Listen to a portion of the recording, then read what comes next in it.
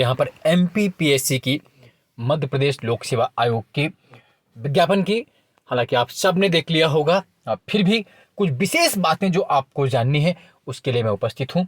आइए तो आप सभी को नमस्कार के साथ साथ हम लोग शुरू करते हैं। मध्य प्रदेश पीसीएस एमपीपीएससी का जो विज्ञापन आया है, क्या कुछ खास है, और इसमें हम विशेष रणनीति जानेंगे कि कैसे पी और मेंस के लिए क्या क्या आपको पढ़ना है, क्या डिफरेंसेज हैं, क्या कट ऑफ जा सकती है और कितनी मेहनत करनी है, या अन्य राज्यों के जो स्टूडेंट्स हैं लाइक यूपी, राजस्थान, उत्तराखंड वगैरह, उनके लिए क्या चांसेस बनते हैं, क्या वो फॉर्म भर सकते हैं, तो भर सकने के बाद कितनी सीटें अदर स्टेट्स के लिए होती हैं, या 5% का कोटा है या ओपन है, उन सब के विषय में हम लोग जानेंगे।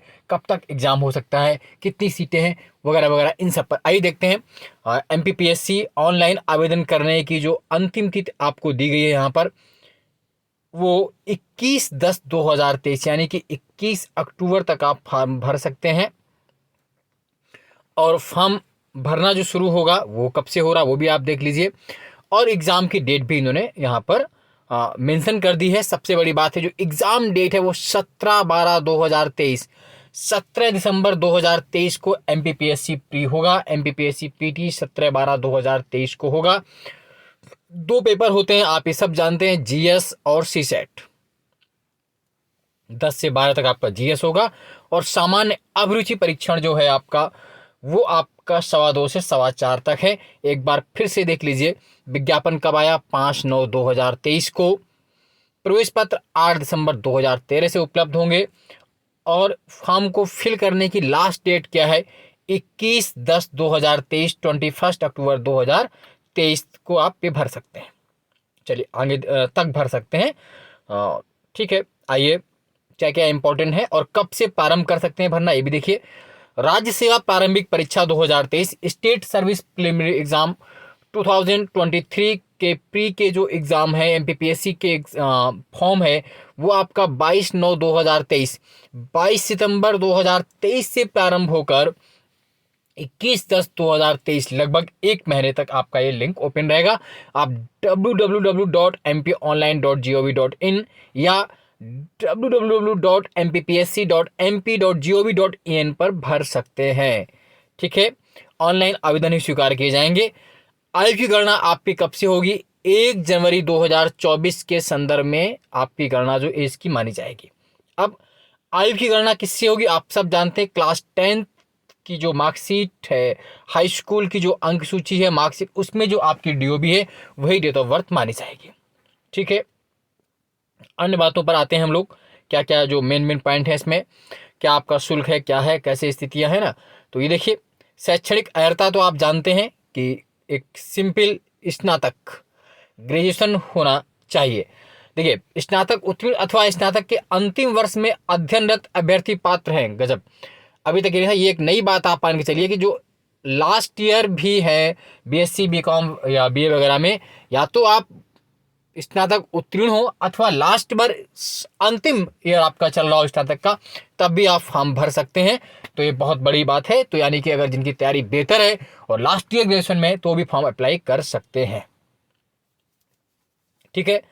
माननीय उच्च न्यायालय मुख्यपीठ जबलपुर में दायर याचिका में पारित अंतिम आदेश के दिनांक इतने अनुपालन में अन्य प्रदेशों के अभ्यर्थियों को रोजगार कार्यालय में पंजीयन से मुक्त रखा गया है ना, पहले होता था। बाकी अब आइए आगे देख लेते हैं क्या क्या और अन्य बातें जो हैं उन पर हम लोग बात कर लेते हैं। जो नियम है, जो रूल्स हैं, और क्या सिलेबस है, इन सब चीज़ों पर, परिणाम पर क्या है, अन्य जो भी जानकारी है जो आपके काम की जानकारी, उन सब की बात करते हैं। देखिए, सबसे पहले तो होता है कि जब आदमी फॉर्म भरता है तो टोटल वैकेंसीज पर बात करता है, और वैकेंसीज हालांकि बहुत नहीं है, फिर भी क्योंकि यूपी में बहुत वैकेंसी कम आ रही, तो उस तुलना में एमपी तब भी ठीक कह सकते हैं, क्योंकि एमपी की आबादी यूपी से आधी से भी कम है। तो देखिए क्या क्या है। सबसे पहले बात कर लेते हैं हम लोग एसडीएम, राज्य प्रशासनिक सेवा उप जिला अध्यक्ष, जिसे आप सब डिस्ट्रिक्ट मजिस्ट्रेट या उप जिलाधिकारी या एसडीएम कहते हैं, उसकी 27 पोस्टें हैं, 27 है। डिप्टी एसपी डीवाईएसपी उप पुलिस अधीक्षक की 22 पोस्टें हैं, ये देखिए सामने दिख रही हैं। अतिरिक्त सहायक विकास आयुक्त मुख्य कार्यपालक अधिकारी जनपद पंचायत में जो होता है उसकी 17 पोस्टें हैं। विकास खंड अधिकारी यानी बीडीओ ब्लॉक डेवलपमेंट ऑफिसर की 16 सीटें यहाँ पर दी गई हैं। उसके बाद नायब तहसीलदार जिसे आप एनटी के नाम से जानते हैं 3 हैं। वाणिज्यिक कर विभाग में नहीं है सीटें। आबकारी उप निरीक्षक की 3 सीटें हैं। मुख्य नगर पालिका अधिकारी में 17 सीटें हैं और सहकारी निरीक्षक या सहकारिता विस्तार अधिकारी की सर्वाधिक सीटें हैं 122। कुल मिलाकर अभी तक जो पोस्टें हैं जितने पर विज्ञापन हुआ है, हालांकि प्री के रिजल्ट आने तक सीटें बढ़ सकती हैं, तो अभी तक जो सीटें यहाँ पर दी गई हैं वो 227 पोस्टें हैं। ध्यान रखिए 227 कुल पोस्ट हैं।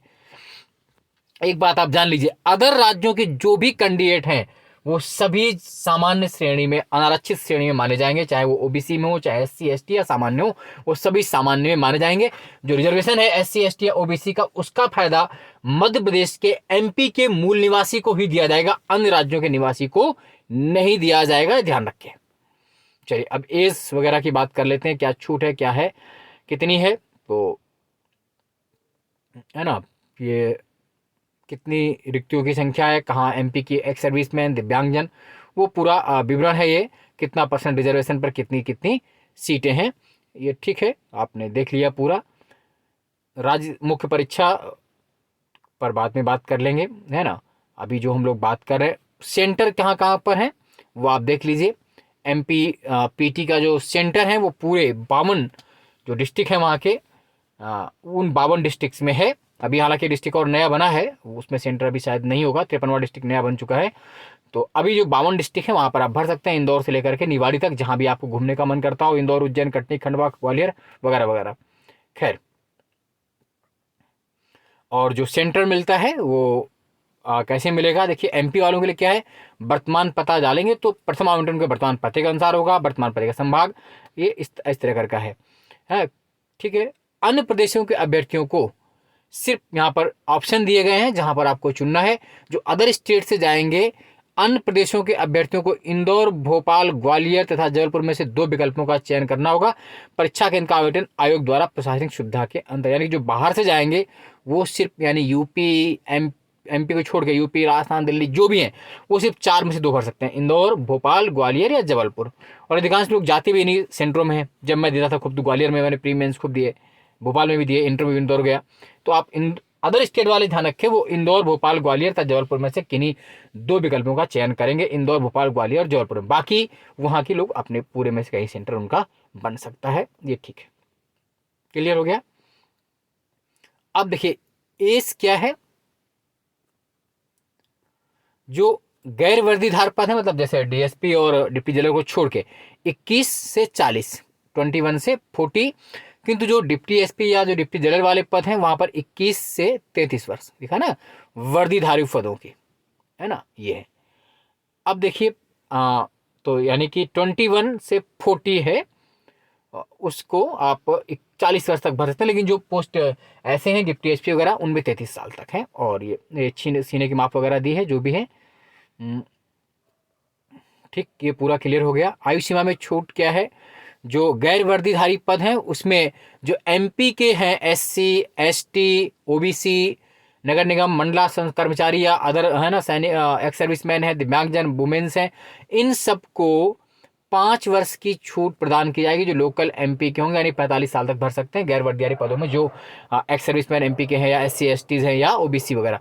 और वर्दीधारी पदों में जो एमपी की सेम कैटेगरी में है उनके लिए 5 वर्ष का है, यानी कि बाहर वाले जो कैंडिडेट है वो सीधी बात जाने कि वो 40 वर्ष या 33 वर्ष तक अप्लाई कर सकते हैं, वर्दीधारों में 33, नॉन वर्दी में 40। और बाकी एमपी में जो सामान्य को छोड़ के अदर वाले हैं उनके लिए 5-5 वर्ष की छूट प्रदान की जाएगी, ये आप याद रखें, ठीक है। ये पूरा है।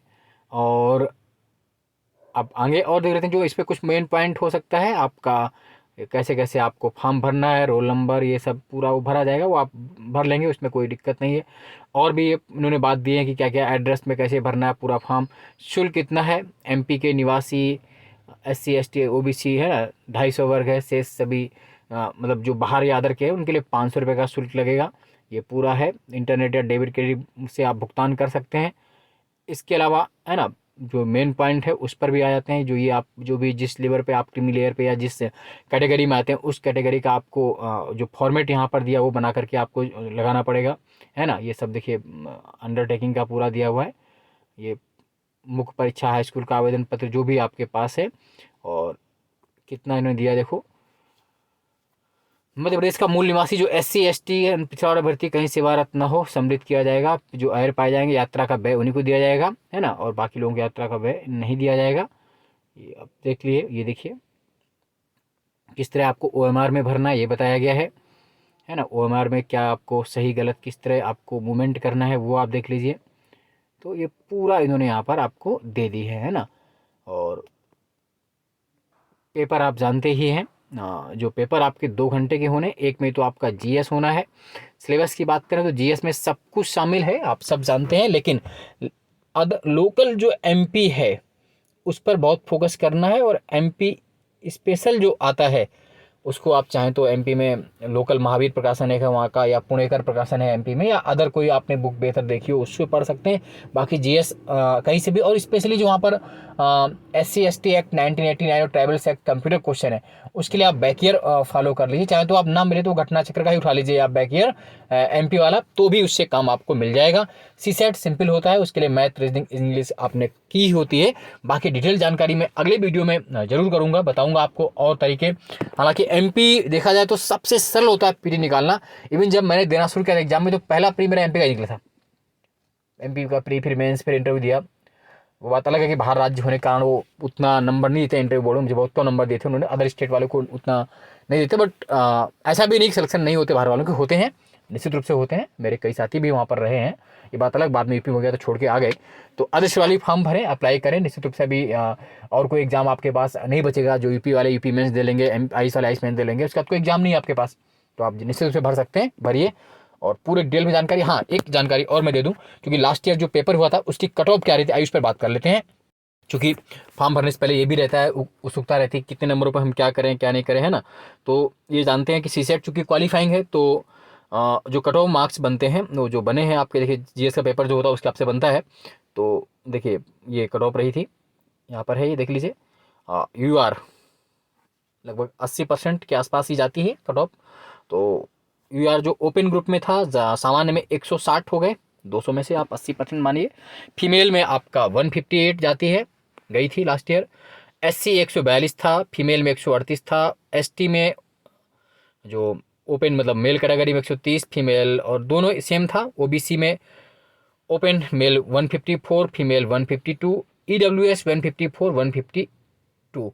और PS में अलग अलग कैटेगरी वाइज 96, कहीं पर 100, एक्स सर्विसमैन का भी 116 था, कहीं कहीं SC का तो बहुत 64 है, ST का 60 ही था। तो ये पूरा गया था, ताकि है ना, मतलब आप ये देख सकते हैं पूरा यहीं का है। लास्ट ईयर जो MPPSC 2022 का कट ऑफ आप मान के चलिए, जो अदर स्टेट वाले हैं उनके लिए आप मान के चलिए फिर से कि आपको 80 से 83% आपको करना ही पड़ेगा, तभी आप हो पाएंगे।